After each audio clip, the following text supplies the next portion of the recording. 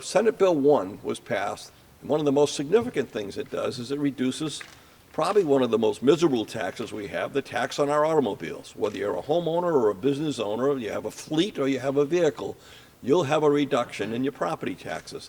Your car will be taxed the same everywhere. So that instead of paying $200 more because you live in a city that has a higher mill rate, the reality is that you'll be paying the same mill rate on that, or 29.6 next year, and I think 30.1 this year for it.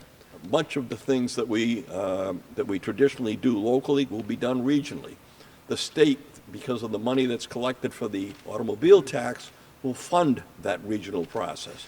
And so we have a really masterfully thought out program where we cooperate on a regional basis, we save money, municipalities save money because taxes go down, because costs go down, and individuals save money because the mill rate stays down and our automobiles are being taxed fairly. In year one, save us tens of thousands of dollars, and it'll get better in year two.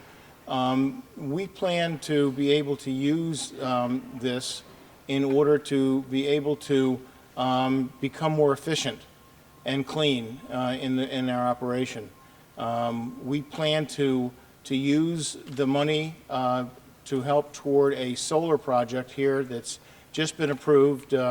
We just got approved in the last ZREC auction for a 1.5 megaton project on our roof here at Hartford Distributors. So you're right, it's kind of a large roof. We'll be able to supply about 93% of our energy costs, and we use a lot because of our refrigeration. So it's wonderful for us, and we think for the state of Connecticut. The burden of the local property tax, that many people and businesses find that to be the most burdensome tax in the state of Connecticut. Not any of the other taxes that are levied in the state, but the property tax, which is levied at the municipal level. And what we have done in the bill this year is to provide relief both to individuals and to businesses like Hartford Distributors, because what it means by capping the car tax rate at 32 mills, it means that communities that have mill rates above that will still receive the benefit of their current tax collection because they will be reimbursed by the state for the benefit between their current mill rate and 32 mills. But the individual taxpayer, whether it be a business or a homeowner, will only be paying 32 mills.